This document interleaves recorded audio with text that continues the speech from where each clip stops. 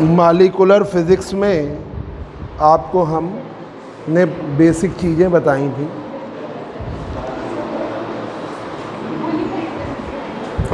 वो बताया था रमन इफेक्ट, और वो है ना, दिखाओ जरा कहाँ तक। देखिए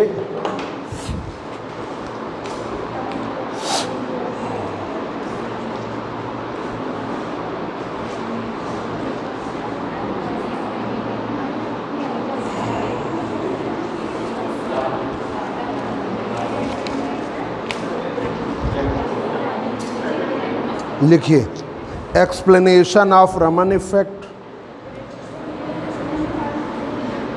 explanation of Raman effect, Raman scattering by classical approach, explanation of Raman scattering, Raman scattering, explanation of Raman scattering with classical approach, classical approach, with classical approach, explanation of Raman scattering with classical approach। Raman scattering का explanation किसके through? Classical approach के through.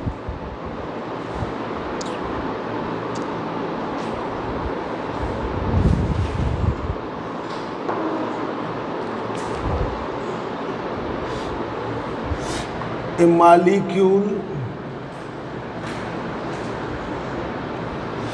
molecule is made up of, a molecule is made up of, बना होता है, a molecule is made up of positively charged nuclei,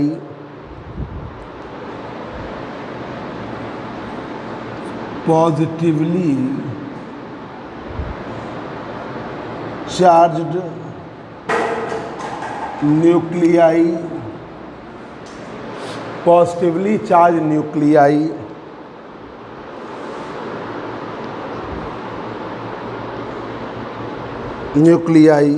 embedded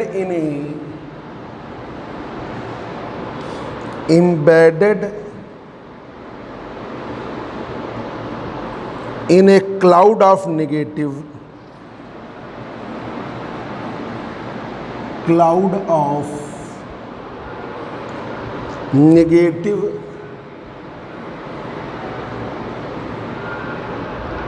electricity,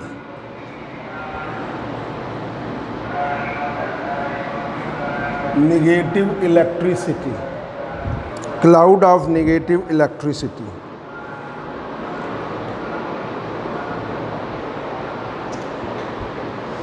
cloud of negative electricity, when a molecule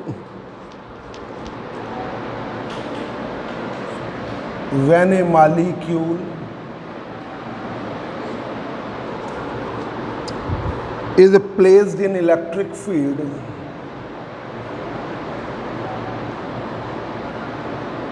when a molecule is placed in electric field,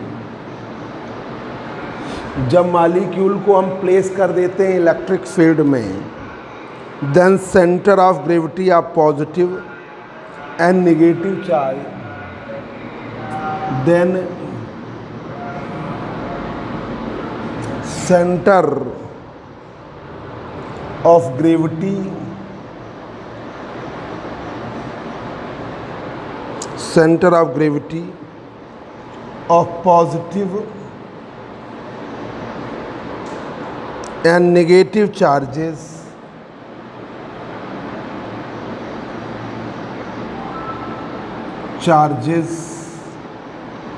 center of gravity of positive and negative charges are slightly displaced,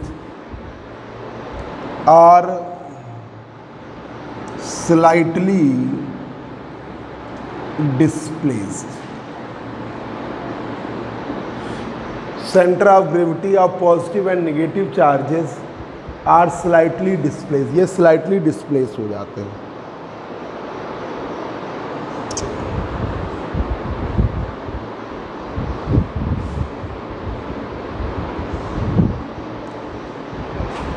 Are slightly displaced. Result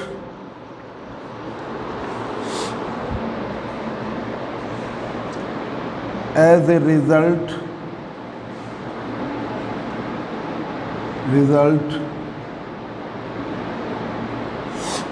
electric dipole moment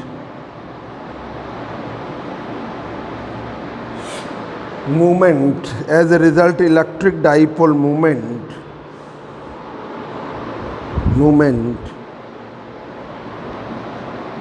in the molecule. As a result electric dipole movement in the molecule, जिसके परिणाम स्वरूप electric dipole movement molecule में होता है. अब ये induced dipole movement से हमें पोलराइजेशन मिलता है. ठीक है, induced dipole movement per unit volume,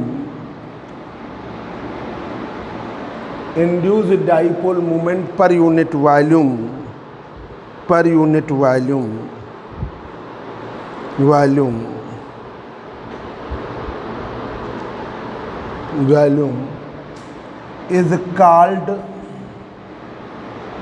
is called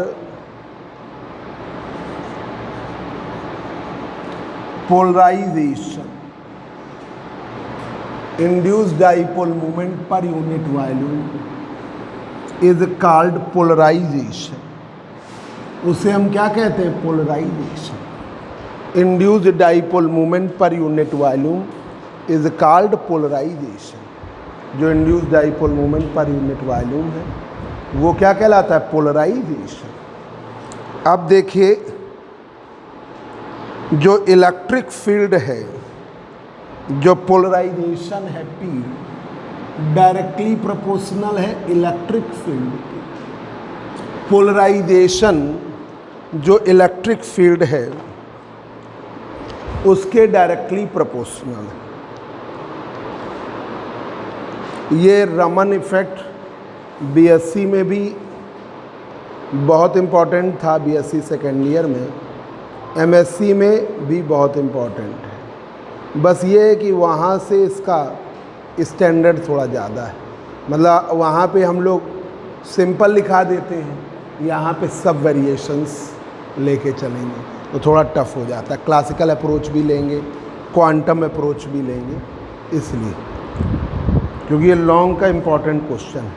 P directly proportional ई के जब बराबर करोगे,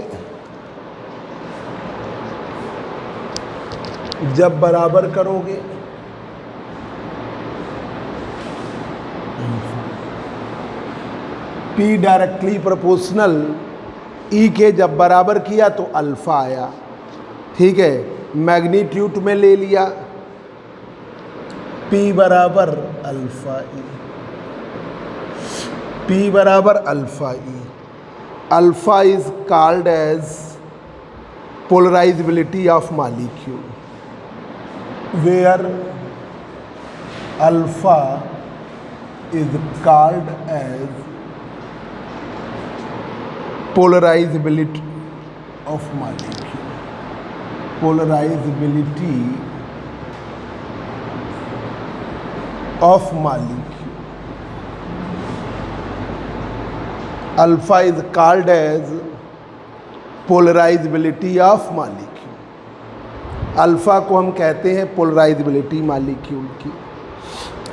अब इलेक्ट्रिक फील्ड हम मान ले रहे हैं जो भाई, क्योंकि ये जो इलेक्ट्रिक फील्ड है वो लाइट के वजह से आ रही हैं। तो इलेक्ट्रिक फील्ड के पीछे जो छुपा हुआ है वो लाइट है। भाई न्यू फ्रीक्वेंसी की लाइट आ रही है, जब लाइट पड़ रही है तो वो स्कैटर्ड होती है, तो मॉलिक्यूल वेरिएट करते हैं, तो उसके अकॉर्डिंग इलेक्ट्रिक फील्ड है। तो suppose electric field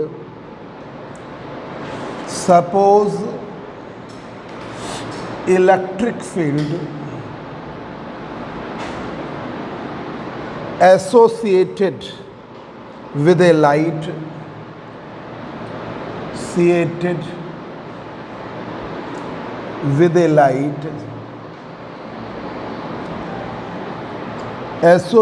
with a light of frequency nu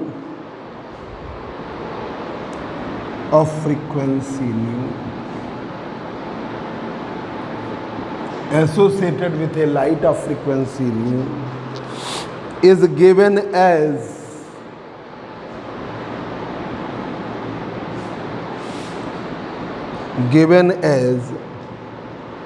E बराबर E not sine 2 pi nu T.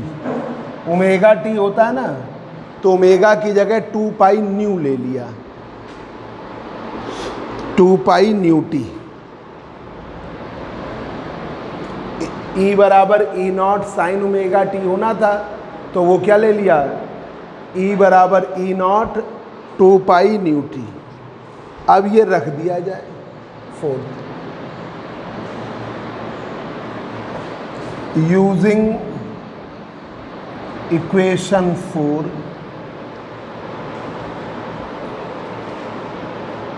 4 को थर्ड में यूज करिए, using equation 4 in equation third. तो P बराबर अल्फा ई, P बराबर अल्फा ई, तो P बराबर अल्फा ई की वैल्यू है E not sine 2 pi nu t, E sine 2 pi nu t. तो ये आया आपका। अब यहाँ पर जो आपका पोलराइजेबिलिटी है, ये क्वेश्चन डाल दीजिए 5। पोलराइजेबिलिटी है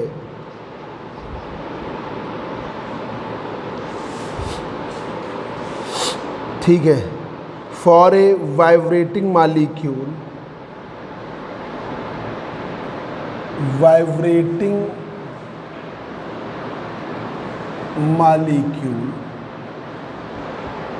फॉर ए वाइब्रेटिंग मॉलिक्यूल, जो वाइब्रेट कर रहे हैं molecule, the polarisability varies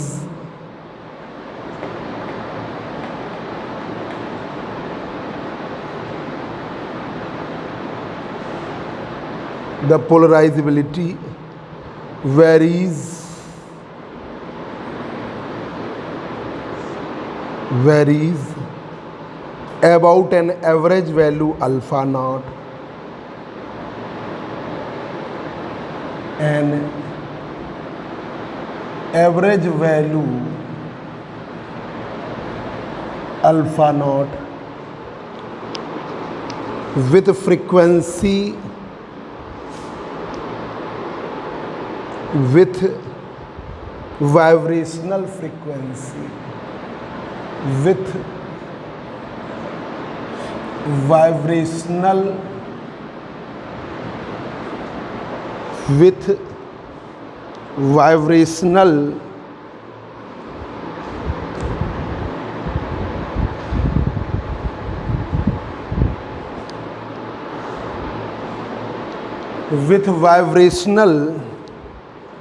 frequency nu naught,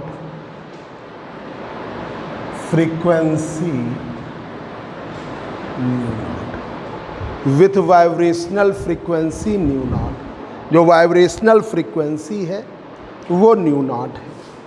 तो अल्फा बराबर alpha not beta sine 2 pi nu not T, new not t. ये अल्फ़ा की वैल्यू है। अल्फ़ा बराबर alpha not beta sine 2 pi nu not t. ठीक है, बीटा जो quantity beta है, quantity beta, beta is the rate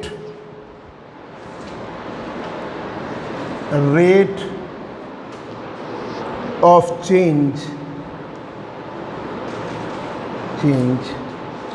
of polarisability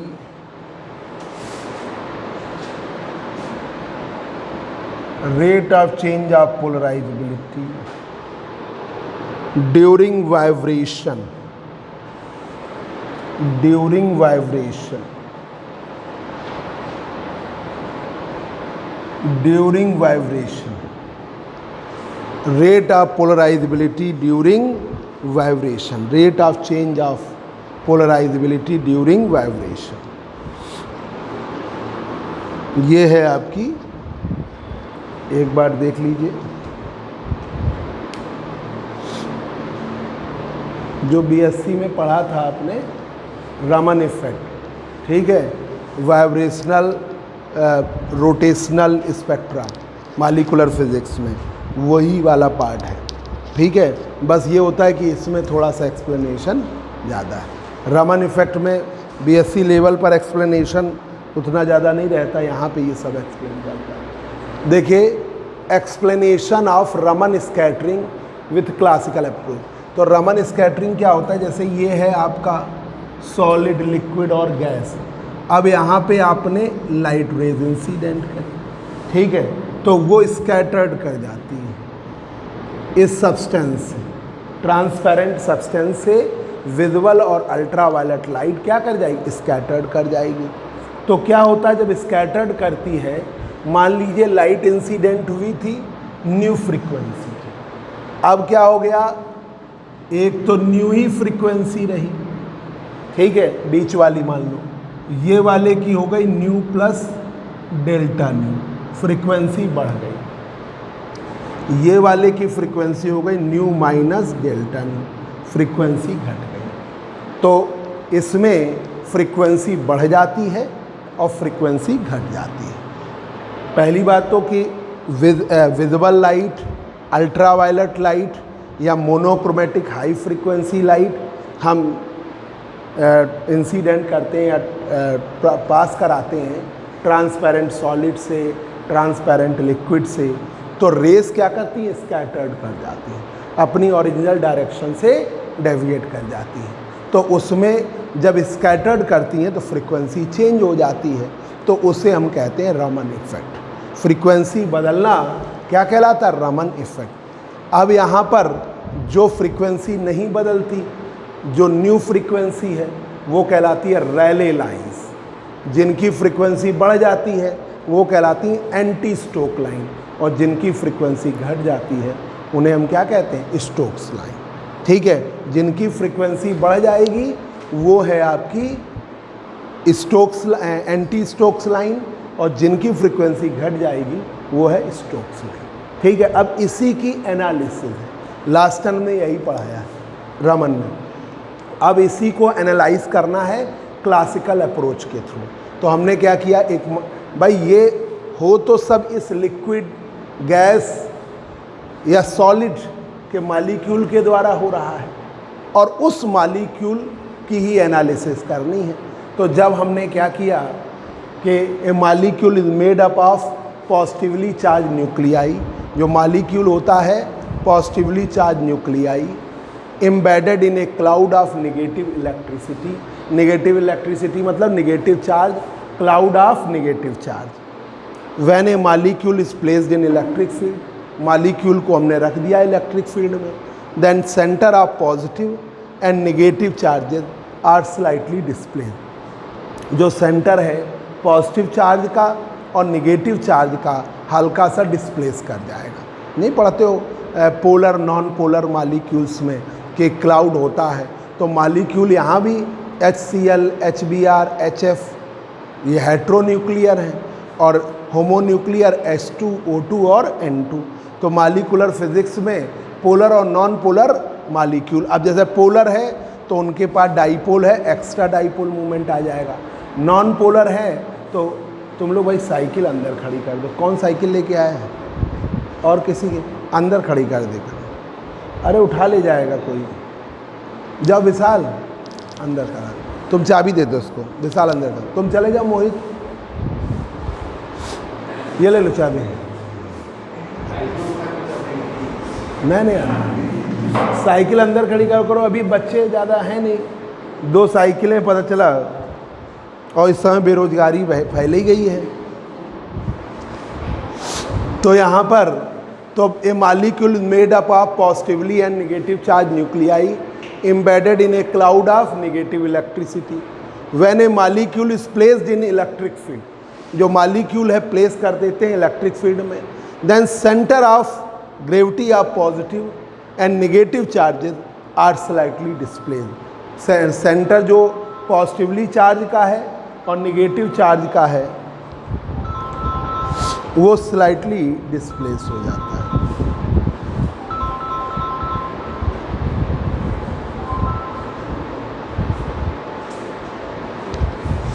centre of gravity of positive and negative charges are slightly display, वो slightly displace हो जाते हैं। As a result electric dipole movement in the molecule, इसके परिणाम स्वरूप electric dipole movement molecule में होता है। अब ये induced dipole movement per unit volume is called polarisation. Induced dipole movement per unit volume को हम क्या कहते हैं? पोलराइजेशन। तो P डायरेक्टली प्रोपोर्शनल E के जब बराबर करते हैं तो अल्फ़ा आता है, वेक्टर में मैग्नीट्यूड लिया तो P बराबर alpha I। Alpha is called polarisability of molecule. Alpha को हम क्या कहते हैं? Polarisability of molecule. Suppose electric field associated with A light of frequency new, जो इलेक्ट्रिक फील्ड है वो एसोसिएट कर रही है लाइट को जिसकी फ्रीक्वेंसी न्यू है, इज गिवन एज E बराबर E0 sine 2 pi nu T. यहाँ पर यूजिंग इक्वेशन 4 इन इक्वेशन 3 ये रख दिया, तो P बराबर अल्फ़ा E की जगह E0 sine 2 pi nu t. अब यहाँ पर for vibrating molecule the polarisability varies about an average value alpha not with vibrational frequency new not. Alpha not with vibrational frequency new not. तो हमने माना कि जो अल्फ़ा है उसमें एक अल्फ़ा नॉट है और एक वाइब्रेशनल फ्रीक्वेंसी न्यू नॉट, तो वही ले लिया। अल्फ़ा बराबर alpha naught plus beta sine 2 pi nu not t. Quantity beta is the rate of change of polarisability during vibration. ये rate of change of polarisability during vibration ये है आपकी। अब देखिए बच्चों,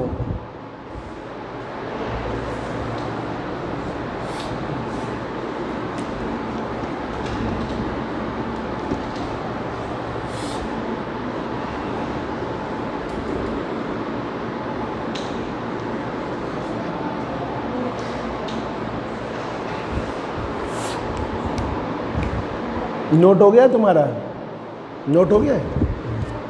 अच्छा, नोट कर लेना जल्दी से।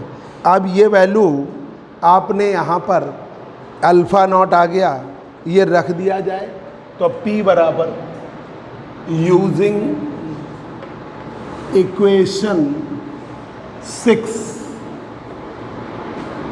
इन इक्वेशन 5, 6 को यूज़ करिए 5 में, यूजिंग इक्वेशन 6 इन इक्वेशन 5, तो 6 को यूज़ करिए 5 में, तो P बराबर alpha E0 sine 2 pi nu t, 2 pi nu t. अब ये वैल्यू रख दिया जाए अल्फ़ा की, तो P बराबर अल्फ़ा की वैल्यू इक्वेशन 6 से रख दें, अल्फ़ा की वैल्यू 6 से रख दें, तो alpha naught plus beta sine 2 pi nu not t, और ये हो गया E not sine 2 pi nu t, 2 pi nu t. तो यहाँ पर P बराबर alpha not E not sine 2 pi nu t, sine 2 pi nu t, beta E not sine 2 pi nu not t, इधर आगे रफ कर they knew not T, क्योंकि अब आएगा नहीं इसमें।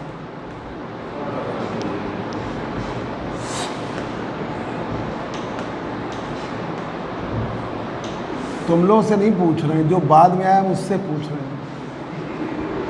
हाँ, तुम लोग तो लिख चुके होगे sine 2 pi nu t, sine 2 pi nu t. अब ये वैल्यू में ये वाला तो ऐसे ही रहेगा, ये ऐसे ही रखो, तो P बराबर alpha not E not sine 2 pi nu t, ये आपने ऐसे ही रखा, ऐसे ही रखा। इस वाले में बीटा ई नॉट बाई 2 किया, इसमें कर दिया 2 into sine 2 pi nu not t, ठीक है, sine 2 pi nu t, sine a sine b का फार्मूला लगा दीजिए, साइन ए साइन बी का फार्मूला लगा दीजिए। तो P बराबर alpha not E naught 2 pi nu t beta E naught by 2, beta E naught by 2, इनको करिए भाई, इसको करोगे तो ये आएगा cos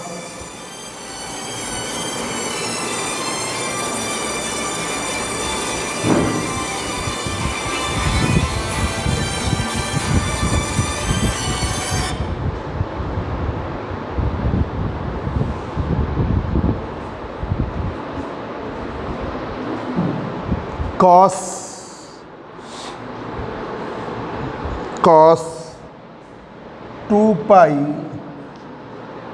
new minus nu not into t minus cos, भाई ये तो होगा cos A minus B by 2 और कॉस ए प्लस बी, तो उससे आएगा cos 2 pi nu plus nu not t. ये इक्वेशन हो गई आपकी सेवेंथ इक्वेशन हो गई। तो आपको फ्रीक्वेंसी मिली, ठीक है, ये equation 7। Thus induced polarization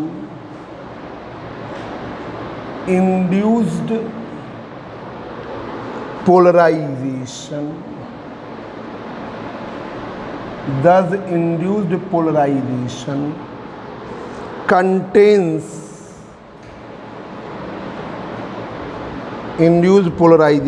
contains three, बोलो नहीं बच्चों, 3 distinct frequencies, distinct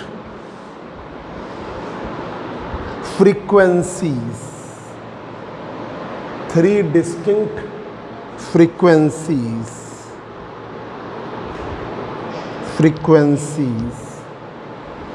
तीन अलग अलग फ्रीक्वेंसीज हैं।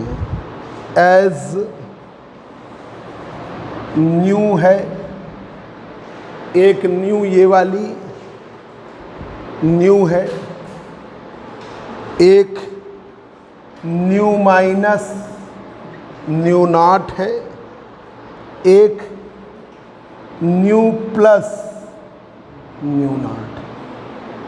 एक फ्रीक्वेंसी है न्यू, ये देखिए एक है ये और एक है ये 3 फ्रीक्वेंसीज हैं।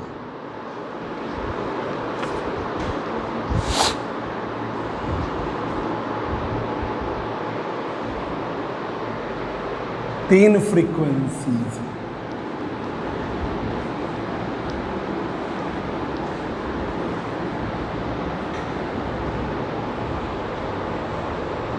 जो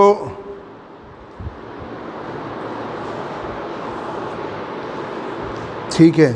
तो अब देखिए, hence scattered light, hence scattered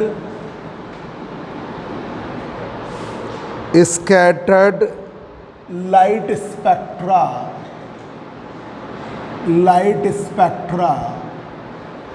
hence scattered light spectra of vibrating molecule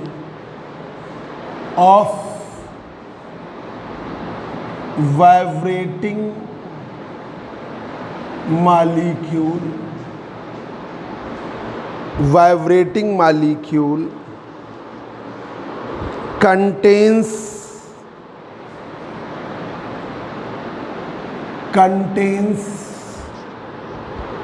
spectral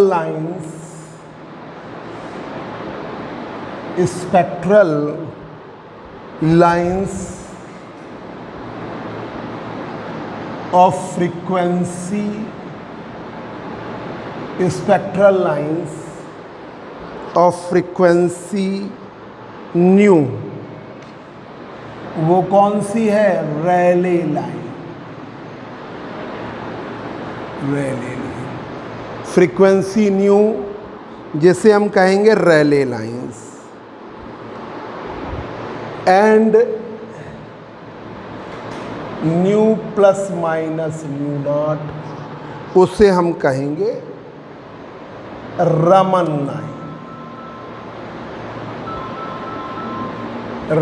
line.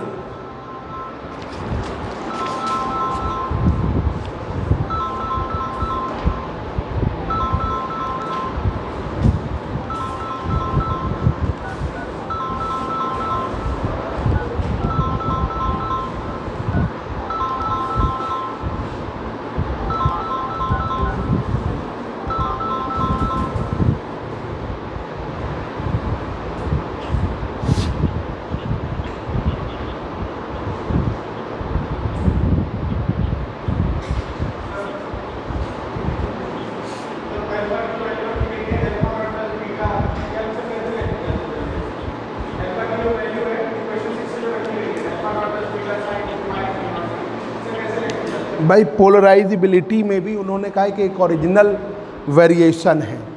एक ले लिया इनिशियल पोलराइजिबिलिटी अल्फा नॉट, और एक जो इंड्यूस हुआ, जो फ्रीक्वेंसी डेवलप हुई ऑसिलेशन से, वाइब्रेशन से। हेलो, हाँ, ठीक। एडमिट कार्ड को यदि प्रवेश पत्र कहते हैं, हाँ मिलेगा। तो ये देखिए, alpha not E not sine 2 pi nu t, beta E not sine 2 pi nu not T,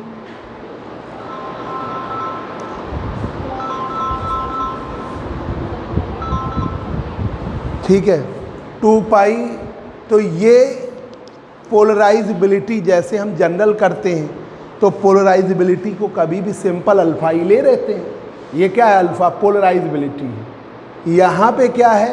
alpha not, एक जो इनिशियल पोलराइजेबिलिटी है, प्लस जो एक ऑसिलेशन हुआ भाई, यहाँ पे वाइब्रेशनल मोशन है, रोटेशनल मोशन, मेन यही दो मोशन होते हैं, उनकी वजह से हमने बीटा वो फैक्टर लिया और sine 2 pi nu not t या साइन ओमेगा नॉट टी ले लिया।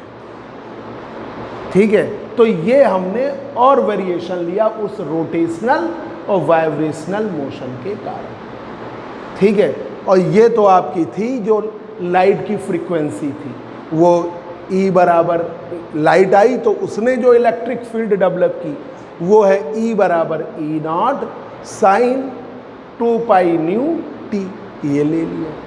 अब हमने अंदर मल्टीप्लाई कर, ये फैक्टर तो ये वाले में 2 से मल्टीप्लाई 2 ये लगा दूँ। ठीक है, कॉस ए माइनस बी और cos A plus B by 2 ये करके हमने ले।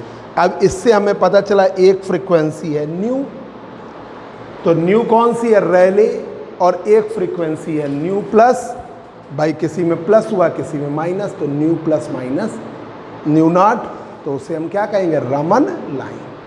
अब आइए, ये तो क्लासिकल अप्रोच थी, ये क्लासिकल अप्रोच थी। अब जरा देखिए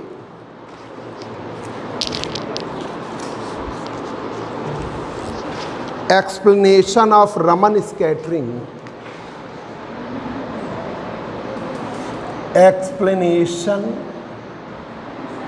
of Raman scattering।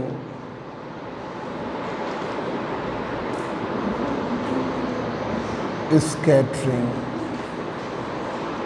under quantum approach, quantum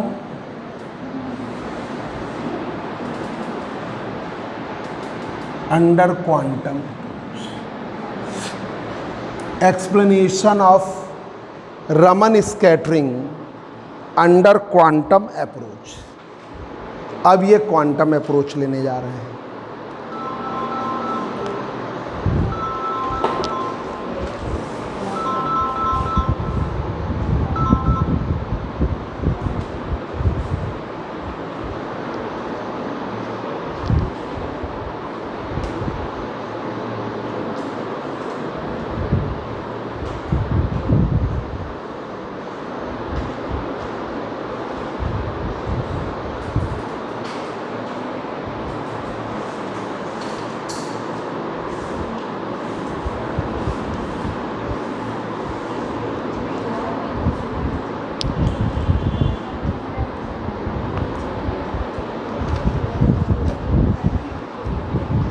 quantum approach, तो इसमें देखिए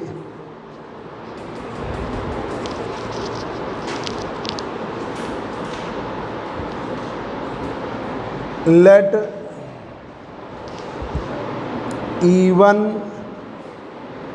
and E2 are the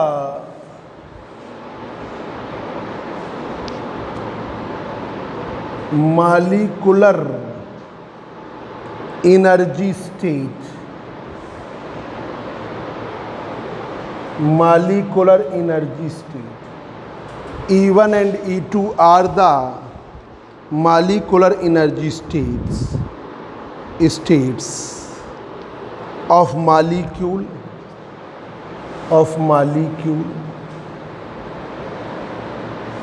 in ground state,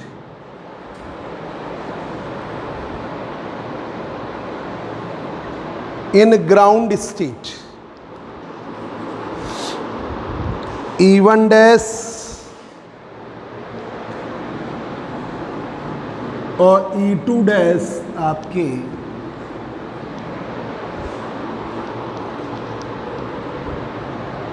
late E1 dash and E2 dash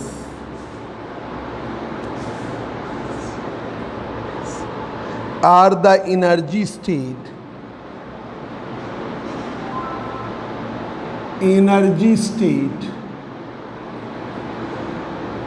E1 dash and E2 dash are the energy state in excited state of molecule.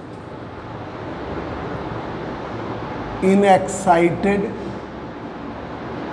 state of molecule. Excited state of molecule. E1 dash and E2 dash are the excited state of molecule. अब ये देखिए, photon absorb किया,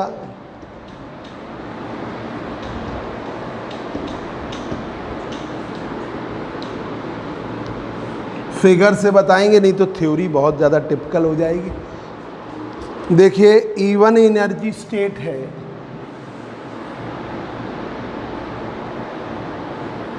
E2 energy state, ठीक है। E1 energy state, E2 energy state. ये है आपकी E1 dash, ये है आपकी E2 डैश, ये है आपकी E1 डैश, ये है E2 dash.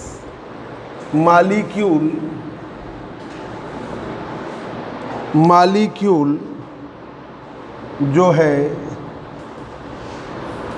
H new energy absorb करके यहाँ पहुँच जा रहा है, H new energy. Molecule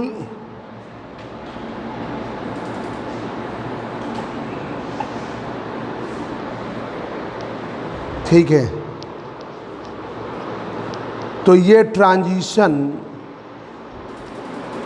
under excitation है। This is the transition under excitation. Transition under excitation. Vishal जरा डायरी उठा दो, तो जो बच्चे रहेंगे उनका नाम लिखवा दें और फॉर्म दे दें जो रहेगा। तुमने फॉर्म भर दिया? फॉर्म भरो, फीस जमा करो भाई।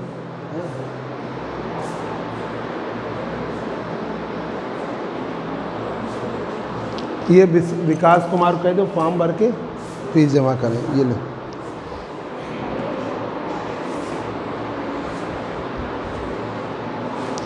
अब इस समय बहुत स्थिति खराब है कोचिंग वालों की। अब फीस जमा करो, बहुत दिक्कत है। हर जगह किराया देना, यहाँ छोड़ के परेशान है। वासुदेव में पढ़ाते हैं, विजयनगर में पढ़ाते हैं, तो अरे पढ़ाएं या ना पढ़ाएं, किराया तो देना ही पड़ेगा यार। क्यों बंद कर दें भाई? जैसे अगर मान लीजिए वहाँ विजयनगर जाते हैं, बच्चे कम आ रहे हैं, इतना पुराना सेंटर है 22-23 साल से, अब उसको हम छोड़ देंगे? अब क्या करें, कोविड है तब तक, तो किराए तो देने ही पड़ेंगे। वासुदेव हमारा इतना बढ़िया सेंटर कैसे, शाम को हम पढ़ा रहे हैं, क्या करें? कोविड तो मान लो अब कोविड में छोड़ देंगे, फिर जब दोबारा हमें ज़रूरत पड़ेगी तो कौन दे देगा? दूसरा आ गया, वही कुछ नाम बदल के पढ़ाने लगा। तो इसलिए भैया, तो विकास अपनी फीस जमा करो, नाम लिखवा लें। क्या पानी दे दो? पानी चाहिए ऊपर मंगवा?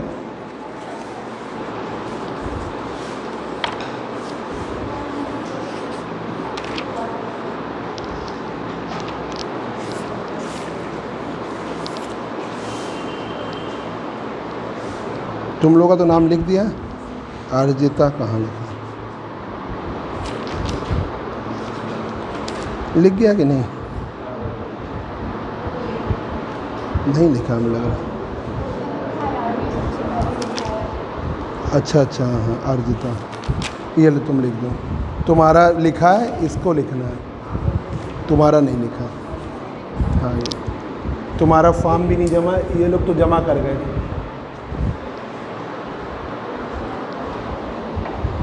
ये तुम तो जमा कर गई थी ना।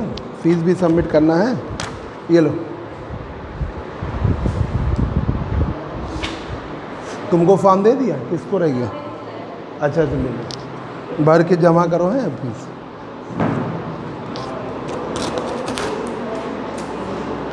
तुमको दे दिया फॉर्म, जमा करो इस बार, तुरंत जमा करिए, इसमें बहुत दिक्कत है। तुम्हारा फीस जमा करो, तुम्हारी सरकारी नौकरी है, तुम पता नहीं क्यों फीस है पाप मम्मी की। अरे तो कई पूरा साल निकल जाता है, इसे तो 1 महीना पढ़ाए 2 महीना। कहो तुम कहो, हैं कब भाग जा रहे हैं हम क्या? हम कहाँ भाग रहे हैं?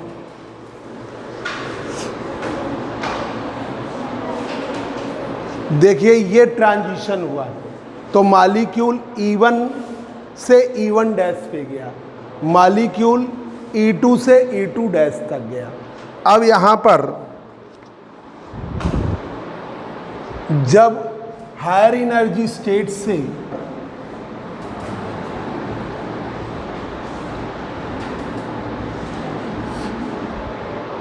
हायर एनर्जी स्टेट से ट्रांजिशन होगा, ठीक है, तो ये है आपका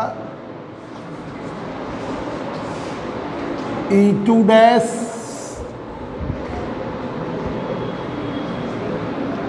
E1 डैश,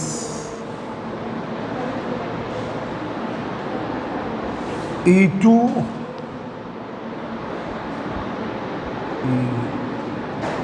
अब देखिए मॉलिक्यूल जब E1 डैश से E2 पर आएगा, E1 डैश से E2 पर आएगा, तो न्यू जो एमिशन होगा वो एनर्जी होगी H nu minus nu M. कम हुई ना तो गैप जो है उसके अकॉर्डिंग एनर्जी कम हो जाती है, अंतर आ गया ना। फिर जब मॉलिक्यूल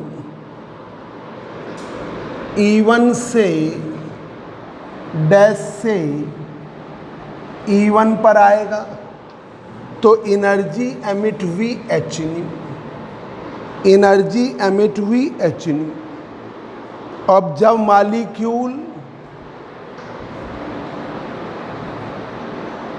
E2 डैश से E1 पर आएगा तो एनर्जी एमिट हुई H nu plus nu M, H nu plus nu M. ये आपकी, यही थ्योरी में लिखेंगे तो वो टिपिकल हो जाएगा। तो ये देखिए ट्रांजिशन अंडर एमिशन है, ट्रांजिशन अंडर एमिशन है, ट्रांजिशन अंडर एमिशन है। एक फ्रीक्वेंसी आई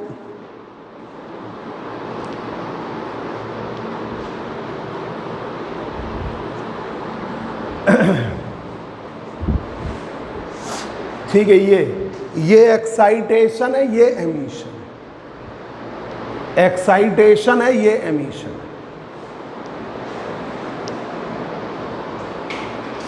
है, एक्साइटेशन और ये emission.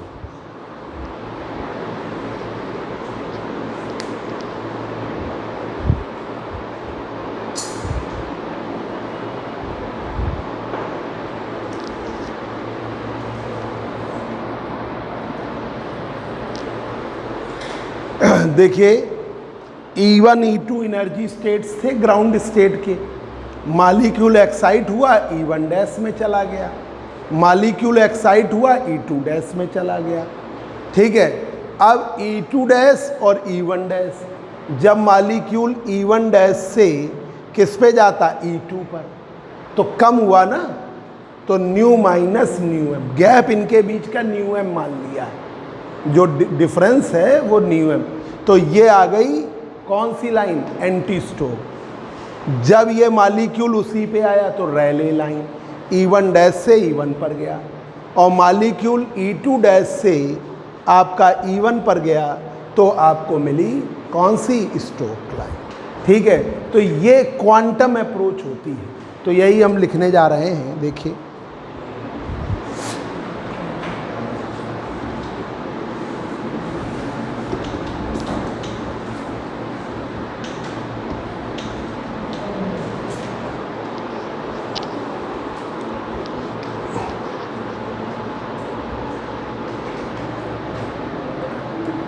Spectral line emitted by the molecule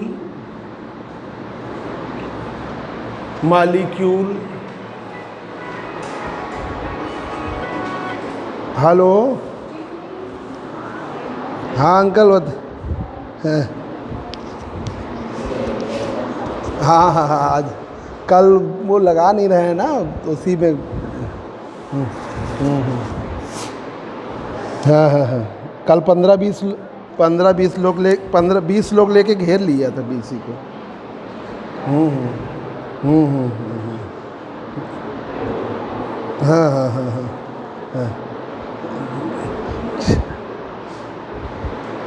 हाँ, कल वो हो गया, 7-7:30 बज गया। आज शाम को हम आएंगे आपके पास, उसको भी बुला लेंगे। हाँ हाँ हाँ हाँ हाँ हाँ, और एक लिस्ट भी बना देंगे कि कौन कौन टीचर ड्यूटी वाले, वो लिस्ट बनवा लेते हैं, आज हम बनवा लेते हैं।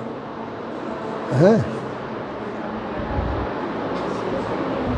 हाँ, नहीं नहीं, सब बढ़िया अपने। हाँ, सब जिम्मेदार लगाएंगे। कल नहीं, आज जाएंगे, आज बात कर लेंगे सामान से ना। हाँ, आज जाके वो नहीं, वो आज ही जाके हम बात कर लेते हैं। ठीक, तुरंत आज जाके हम करवाते हैं। हम शाम को आए, शाम को वही 7 बजे करीब हम आएंगे। शाम को 7 बजे वो भी निकलता है, वो भी आ जाएगा। वो तो हम उसके लिए दिन में तो आएंगे ही, दिन में 2 बजे आएंगे। ये CD DVD जे, ठीक है, तो हम उसको दिन ही बुला लेंगे, उसको भी, एडवर्टाइज़र को।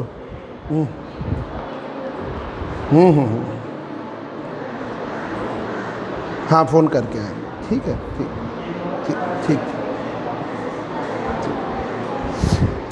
Spectral line emitted by the molecule, तो वो जो स्पेक्ट्रल लाइन्स है, जब E1 dash to E2, E1 dash to E2, E1 dash to E2, तो E1 डैश से E2 में जो स्पेक्ट्रल लाइन प्रोड्यूस हुई है वो है H nu minus nu N. तो ये है स्टोक्स लाइन, स्टोक्स लाइन। ठीक है, स्टोक्स लाइन। तो E1 डैश टू E2, तो वो आपकी nu minus nu M frequency produce हुई, एनर्जी जो है वो ये प्रोड्यूस हुई है, और फ्रीक्वेंसी है आपकी न्यू माइनस न्यू एम। ठीक है, ये कौन सी है? And Stokes line. अब जब मॉलिक्यूल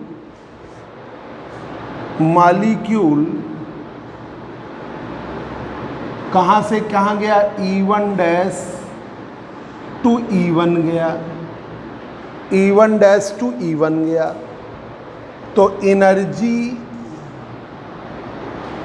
हुई जाके H न्यू एमिट हुई।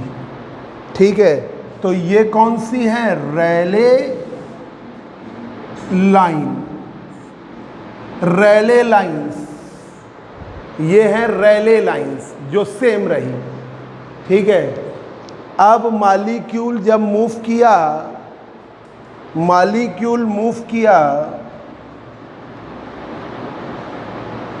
E2 डैश टू E1, तो उसने एनर्जी एमिट की H nu plus nu N.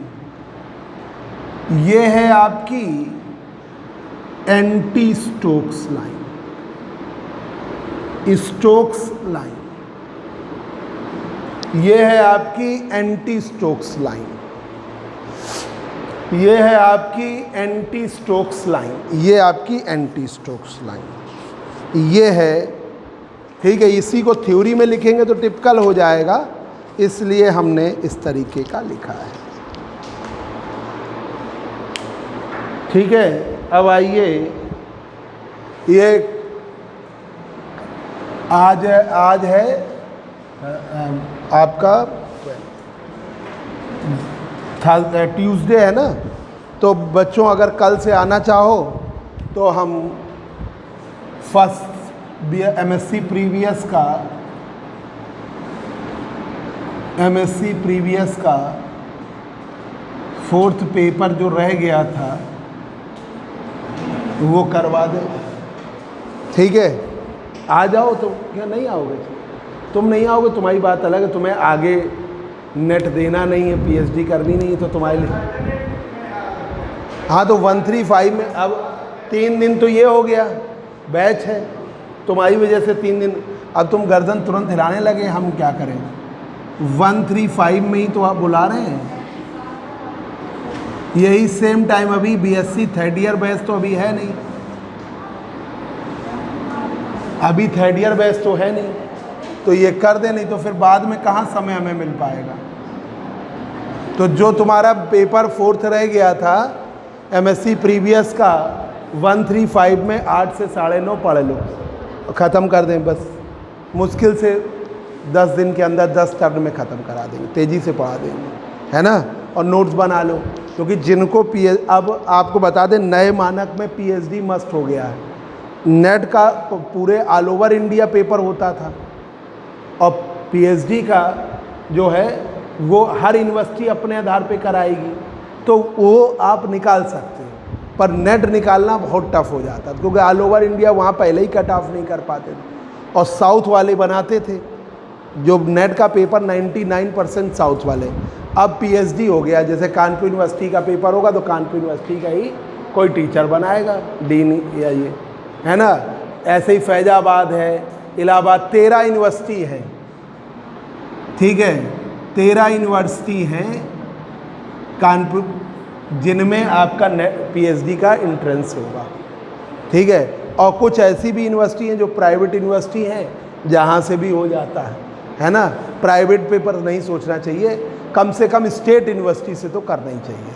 अब जैसे आपका जैसे दिल्ली यूनिवर्सिटी डीयू है, इलाहाबाद यूनिवर्सिटी जो सेंट्रल यूनिवर्सिटी है, लखनऊ यूनिवर्सिटी है, ये थोड़ा सा इनका पेपर थोड़ा टफ आता है।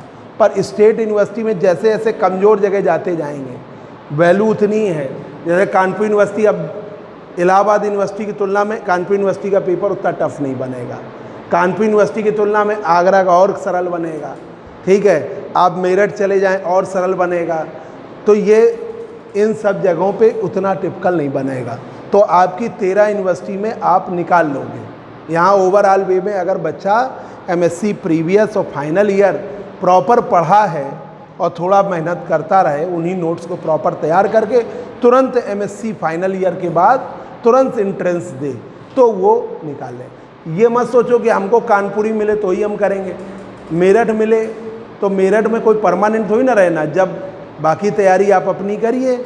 आजकल तो ऑनलाइन की सुविधा हो गई, जो एग्ज़ामिनर है जो आपको अपॉइंट होगा, उससे आजकल ऑनलाइन का जो सिस्टम चल गया वर्चुअल, वो कर लिया। जब वो हुआ तब आप मिल लिए जाके, है ना। तो आजकल दूरी बहुत बड़ी वो नहीं रह रही, क्योंकि आजकल ये ट्रेंड आ गया कि आप अपने टीचर को 5-6 गाइड होते, मान लो 2 वहीं लोकल के हुए तो 2 वो हो गए, और 3 लोग मान लो बाहर के हुए, तो अब 3 लोग दौड़ के वहाँ नहीं जाएंगे, वो वर्चुअल मीटिंग के थ्रू आपके जुड़ जाएंगे।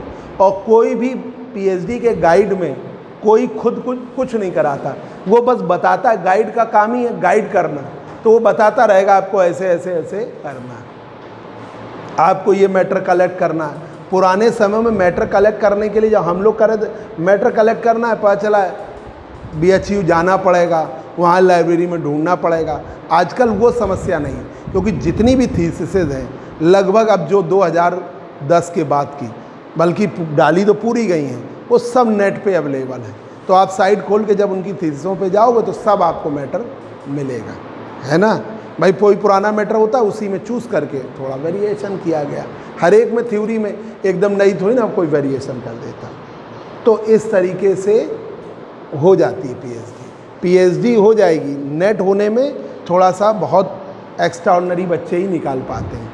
फिर इसके बाद एमएससी के बाद आपका पीजीटी का भी एग्ज़ाम है, वो आप कर सकते हो फिजिक्स से, तो उसके लिए भी प्रॉपर, तो वो इसलिए आपको फोर्थ पेपर 135 में कल से, फिर लेट हो जाएगा, 135 में 8 से 9:30 हम पढ़ाएंगे, ठीक है। अभी एप्लीकेशन वो बता दें, यूज़ 1 मिनट, ठीक है। तो ये हम आपको 135 में पढ़ाएंगे। अब पढ़ा के जल्दी से ख़त्म। विशाल आ जाओगे? आओगे? ऐसे गर्दन हिला रहे हो, हमें नहीं लग रहा है तुम आओगे। ठीक है, तुम वही, ठीक है। आ जाओ, कुछ बच्चे आ जाते तो पढ़ाने में इंटरेस्ट रहता है, आ जाना। और बिल्कुल अकेले में फिर मज़ा नहीं आती, फिर ढिलाई हो जाती है, फिर हमें भी लगेगा आलस। तो ठीक है, तो आके तुरंत कर लीजिए। देखिए एक पॉइंट और लिख लीजिए, कंप्लीट हो जाए। एप्लीकेशन कल से, बस ये हमें हर हालत में 2 तारीख से पहले, बैच नए बने उससे पहले करा दें आपको, तुम फिर ऑनलाइन पढ़ लेना, रिकॉर्ड कर लेना। Applications of Raman effect, solid state के पार्ट का तो आपको अदर एग्ज़ाम में ही मिलेगा, पर जो इलेक्ट्रॉनिक्स है, इलेक्ट्रॉनिक्स के क्वेश्चन आपको इधर भी मिल सकते हैं। ये है, जैसे एलईडी पढ़ोगे, सोलर सेल पढ़ोगे, तो उनके क्वेश्चन आपके एमएससी फाइनल ईयर में भी, जो आपकी इलेक्ट्रॉनिक्स है वहाँ उसके क्वेश्चन मिल सकते हैं। तो वो तो बहुत ज़रूरी है, हाँ, नहीं वो इम्पॉर्टेंट है।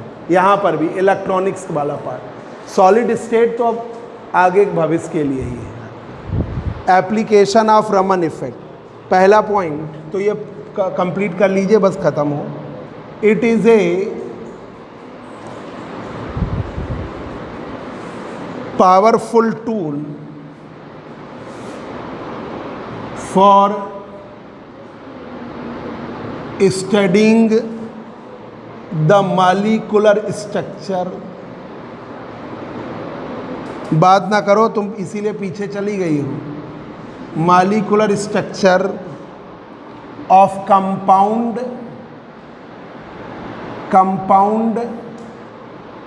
And crystals.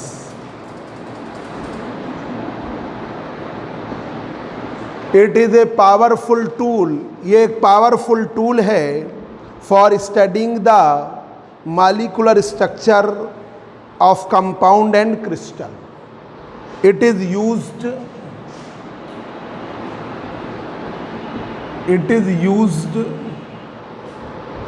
To find the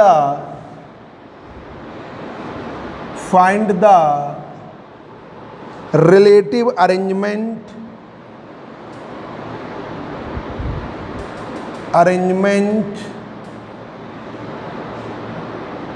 it is used to find the relative arrangement of atoms in molecule. Atoms in molecule, relative arrangement of atoms in molecules, कि रिलेटिव अरेंजमेंट कैसा है एटम्स में वो। It is used to study the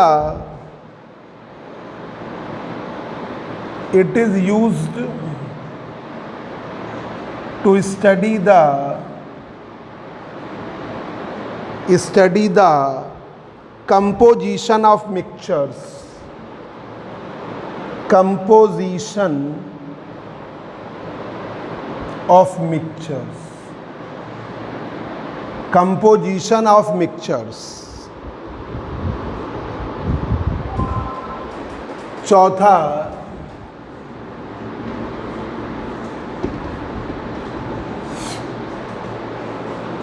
it is used to study the spin and statics of nuclei. It is used to study the spin and statistics of nuclei. It is used to study the spin and statics of nuclei. It is very useful it is very useful, ये बहुत उपयोगी है, to study the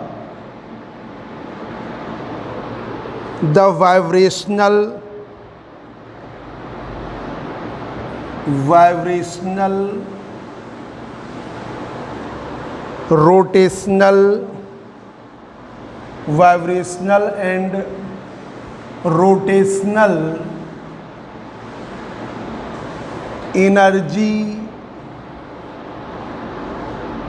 energy levels of homonuclear